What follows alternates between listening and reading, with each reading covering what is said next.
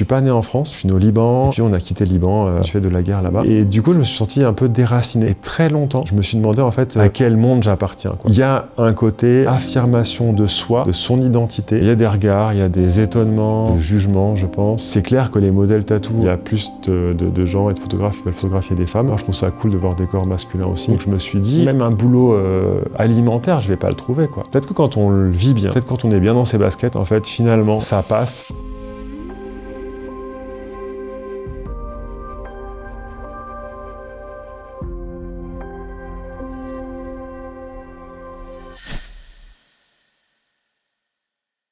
Est-ce que tu peux te présenter, s'il te plaît? Je m'appelle Eddy, j'ai 43 ans, je vis en Ile-de-France, je suis papa d'un gamin qui s'appelle Sacha. Je suis plutôt très tatoué et sinon je travaille dans l'associatif, dans la santé. Et comment tu t'es intéressé au domaine du tatouage? Tout gamin, j'étais impressionné par les gens qui étaient très tatoués, mais pas impressionné au sens négatif, mais au sens où ça me donnait envie. Et il y a deux styles de tatouage qui m'ont tout de suite donné envie. C'est le old school, le stéréotype du mec en cuir, en Harley, etc. Et le japonais. J'ai commencé à me faire tatouer quand j'ai eu assez de sous et quand j'ai eu un peu le temps. Alors du coup, ce projet de Bodysuit, si je dis pas de bêtises, tu as commencé en juillet 2017. Alors en fait, j'ai fait un premier tatou en 2005 qui était sur l'épaule, qui a disparu, et j'ai fait mon dos à l'époque par Sacha en 2007. Après, j'avais plus d'argent et plus forcément l'idée, etc., d'aller au-delà. L'envie était là, mais le projet n'était pas très concret. Et en 2018, je crois, je suis retourné voir Sacha pour ça, spécifiquement, mais je partais sur un bras. Voilà, on discute un petit peu du projet, de l'idée, etc., de comment on raccroche ça avec le dos qui préexiste. Je lui ai dit, en fait, finalement, on va pas faire le bras, on va faire tout le corps. Et Sacha, toujours très posé, m'a dit « Très bien, mais on va quand même y aller par étapes. J'ai pas envie de te tracer tout le corps et qu'après tu changes d'avis. » Donc il m'a dit « On va y aller bout par bout. » Et c'était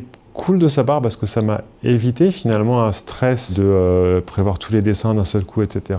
et d'être dans des propositions et des échanges. On a construit vraiment au fur et à mesure. À l'époque, je me disais, mais même un petit boulot, typiquement un McDo, t'avais un tatouage visible, c'était un peu mort. Déjà un piercing, il fallait mettre un pansement dessus. Donc je me suis dit, même un boulot alimentaire, je vais pas le trouver, quoi. Et c'est ça qui m'a le plus freiné au début. Et le moment où on a commencé mon bras, il y a un verrou qui a sauté, entre guillemets. Du coup, tu disais qu'avant ce projet-là, tu avais déjà fait des petites pièces. Est-ce qu'il y a des pièces que tu as dû recouvrir du coup avec ce bodysuit? Complètement. Le dos, c'était un samouraï dans un dessin un peu néo-jap. Sur le dos, on a fait du laser sur la tête parce qu'on voulait la faire un peu plus tradie. Et après le reste, on a fait du cover sur le dos. Donc en fait, le dos tel qu'il existait à l'époque, il en reste plus grand-chose et l'épaule a complètement disparu. Jusqu'ici, ce projet-là de bodysuit, ça a pris combien d'heures? On en est à 200 heures actuellement. Je compte dedans le fait de refaire le dos, quoi, comme s'il avait jamais été fait finalement. Après, on continue un petit peu, ça déborde un peu. Là, c'était pas dans le bodysuit initial le cou, pas les mains non plus, les pieds pareil. Arrivé aux 200 heures, j'ai arrêté de compter pour être honnête. Tu disais que le tatoueur, c'était en grande partie Sacha. Est-ce que c'est que Sacha? L'épaule qui a disparu, c'était pas Sacha.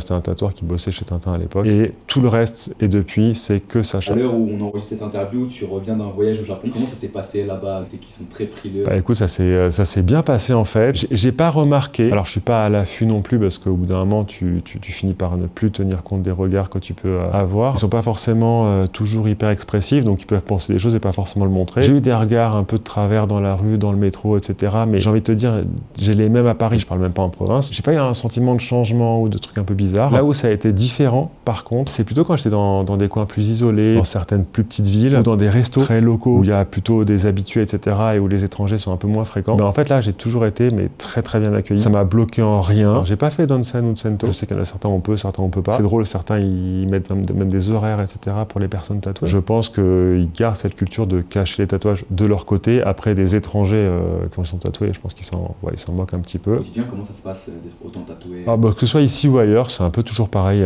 Il y a des regards, il y a des étonnements, des jugements, je pense. J'ai pris l'habitude, moi, alors pour partie de les ignorer quand c'est dans la rue et tout, franchement, je fais ma vie. Je veux dire, je pourrais être habillé de façon un peu excentrique et j'aurais aussi des regards. Après, quand c'est dans des endroits plus exigus, un ascenseur par exemple, ou je sais pas, dans un métro, en étant près de l'autre personne. Si la personne me regarde avec insistance, je regarde aussi en fait, histoire de faire comprendre à l'autre, ok, ça te plaît peut-être pas, mais je suis quand même là et puis c'est tout, quoi. Je dévisage pas des gens qui ont une apparence un peu originale à chaque fois. Même si par contre à l'inverse, quand moi je vois des gens tatoués, je regarde leur tatou. J'hésite pas à faire une remarque positive à mon tour aussi. Et j'en ai régulièrement de gens tatoués et pas tatoués, ou en tout cas visiblement tatoués ou visiblement pas tatoués. Et puis côté travail, ça a été un peu différent parce que maintenant j'en ai qui débordent un peu. Je suis dans un travail, on va dire, de bureau. Mon travail consiste principalement à être assis derrière un ordinateur ou être en réunion ou en visioconférence avec d'autres personnes. Et dans certaines circonstances, en plus, il y a une tenue un peu de rigueur. Ça veut dire la chemise, ça veut dire la veste, éventuellement la cravate. Jusqu'à cette année, à partir du moment où j'étais en chemise, on ne voyait pas que j'étais tatoué. J'ai beaucoup de gens dans mon entourage professionnel avec qui je travaille depuis plusieurs années qui n'en avaient pas la moindre idée. J'avais dans l'idée d'essayer de me limiter à la hauteur du col de la chemise, mais par rapport à ce que je voulais, ça faisait soit un truc tout petit, ça faisait pas beau, et j'essaye de pas faire de compromis de ce type-là. Et donc du coup, on a dit bah tant pis, on va faire un beau tatou sur le cou, on va profiter de la surface, elle est belle, elle est sympa, ça me fait vraiment envie. Mais j'ai eu plein de retours très positifs qui m'ont surpris. Peut-être que quand on le vit bien, peut-être quand on est bien dans ses baskets, en fait, finalement, ça passe. Je verrai si demain ou un autre jour je change de boulot, est-ce que ça me ferme ou pas des portes a priori. On sait strictement rien, on verra bien. Et j'avoue que je suis très content, moi, de ne pas le cacher et de le vivre pleinement et que ça ne me pose pas de problème au quotidien. Je trouve que j'ai de la chance, en fait, en réalité. J'ai vu qu'à côté de ton métier, tu étais aussi modèle tatou. J'aime bien la façon dont on peut montrer tout ou partie d'un corps tatoué. C'est ça aussi qui, moi, m'a donné envie d'être tatoué, c'est d'en voir, en fait, finalement. Je continue à aller en convention, pas pour me faire tatouer forcément, mais parce que j'adore voir d'autres tatouages. C'est une passion pour moi, et je considère que voir un tatouage en photo ou le voir en vrai, c'est pas la même chose. Malgré tout, il y a photo et photo. Il y a des gens qui savent rendre ça vraiment beau. Il y a une fois ou deux, on m'a proposé de faire des photos comme ça, et je me dis, ah, c'est sympa, ça rend bien. J'ai fait de la photo, donc j'étais de l'autre côté de l'objectif. Mais être photographié, c'est pas le truc avec lequel je suis à l'aise. J'ai un cousin qui vit en Suède, il fait ça à titre professionnel, mais en plus de son boulot, quoi. J'ai fait un super shooting avec lui, et voilà, je me suis dit, mais en fait, faut que je continue à faire ça. J'en croise d'autres maintenant, des photographes, voilà, donc si les gens en proposent, ben, moi, c'est avec plaisir. C'est clair que les modèles tatou, il y a plus de gens et de photographes qui veulent photographier des femmes. Alors, je trouve ça cool de voir des corps masculins aussi. Et là, l'autre raison, c'est aussi d'immortaliser un peu. Il y a des parties de mes tatous que je vois pas, moi, au quotidien. Et ça, en fait, c'est aussi de garder ces souvenirs-là, parce qu'on vieillit tous. J'ai pas de problème avec le fait de vieillir, mais je me dis, ben, garde-en un souvenir, garde ça, en fait. Et voir ce tatouage à travers les yeux de quelqu'un d'autre, moi, je trouve ça hyper intéressant, en fait. C'est un artiste qui a créé le tatou, et c'est un autre artiste qui vient y mettre son regard dessus, quoi. J'ai un gamin qui aime bien les tatouages, ce sera aussi des souvenirs pour lui. T'aimerais que ton fils aussi se fasse tatouer? J'ai pas envie d'imposer quoi que ce soit à mon fils. Il m'accompagne en convention depuis qu'il a 6 ans. Depuis qu'il a 6 ans, il me dit qu'il veut se faire tatouer. Ses envies de tatou qu'il exprime aujourd'hui sont pas les mêmes qu'il y a 3 ans, mais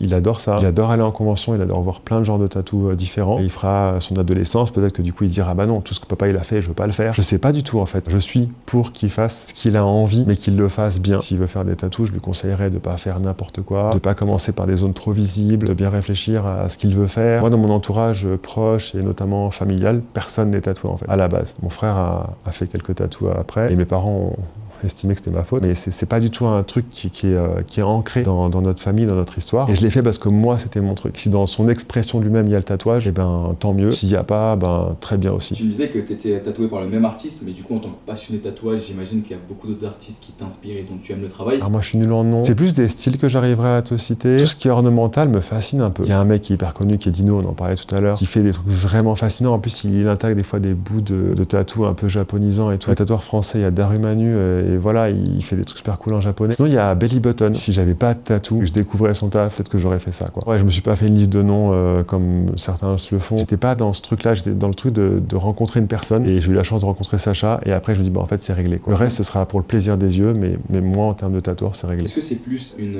réappropriation de ton corps? Est-ce que c'est plus uniquement une démarche artistique? C'est une excellente question. Il y a une démarche artistique parce que j'ai envie que le rendu esthétique me plaise. Quand on discute avec Sacha, on discute du positionnement des objets, de la symétrie, pas la symétrie, etc. Après, le pourquoi du bodysuit, etc., ou du tatouage, il y a un côté affirmation de soi, de son identité, de la montrer, de se dire en fait j'ai même plus envie que ce soit caché, j'ai envie que ce soit tout le temps visible, dans une logique un peu de se réinventer parce que c'était nécessaire. Je suis pas né en France, je suis né au Liban, et puis on a quitté le Liban du fait de la guerre là-bas, et du coup je me suis senti un peu déraciné, et très longtemps je me suis demandé en fait à quel monde j'appartiens, quoi. Tu finis par ne plus te sentir rattaché à un endroit, tu te sens un peu faire partie d'un grand tout, et tu te dis ok, mais en fait moi c'est le monde en fait, ma maison. Donc il y a des lieux, des endroits, des pays, le Japon par exemple, où je me suis tout de suite senti à l'aise, quoi. Ça a été en même temps un chemin, parce qu'il a fallu un peu moins de 4 années pour recouvrir tout le corps, et ce cheminement, en même temps que je le faisais, il y avait une reconstruction que j'arrive à exprimer aujourd'hui, j'arrive à mettre des mots dessus, mais tu m'aurais demandé ça en 2019, j'en savais rien, quoi. Je sais pas, c'était de l'instinct, c'était un besoin, c'était une envie, c'était tout ça. Aujourd'hui je commence à mettre des mots un peu dessus, à me prendre conscience de ce qui s'est passé. Ton projet, tu l'estimes terminé à combien de pourcents? J'ai un copain qui est tatoué de la tête aux pied au sens propre, c'est-à-dire que vraiment toute la tête est tatouée, c'est rasé la tête, tout le crâne est tatoué, le visage, les mains, quand on s'est connus, et voilà, il m'a dit, ah, c'est sûr, toi, la prochaine étape, c'est les pieds, et puis après, ce sera les mains et tout. Et je lui disais, non, c'est bon, moi, je me suis arrêté aux chevilles, j'ai le bodysuit classique, et en fait, non, en fait, j'ai continué, j'ai fait le dessus des pieds, on va continuer dans les mains, on va faire l'autre côté. En fait, au global, je sais pas combien de pourcents j'en suis, mais j'ai décidé de ne plus mettre de limite. Je le pense plus comme un projet avec un début, un milieu, une fin, mais je le pense comme quelque chose qui est une expression d'une envie, et tant que l'envie, elle est là, eh bien, je vais avancer. Est-ce que individuellement, chaque pièce a une signification personnelle? Il y a des pièces qui ont des significations personnelles. J'en ai un en particulier où il est écrit quelque chose en japonais sur mon torse. C'était une façon de rendre visible quelque chose qui était très fort chez moi, qui, grosso modo, en résumant et en simplifiant, exprime le fait que j'essaie de réaliser ce que j'ai envie de réaliser. Et si t'essayes, il y a quand même plus de chances que tu y arrives que tu n'y arrives pas. C'est un peu un leitmotiv personnel. J'ai pas mal de Mascagna. 4. Ouais, 4. Et c'est un truc que qui me parle beaucoup. Je sais pas expliquer pourquoi, mais vraiment, ça me parle. Généralement, aujourd'hui, il y a beaucoup de gens qui sont fascinés par la culture nippone, le Japon, mais toi, du coup, il y a un lien un peu plus profond.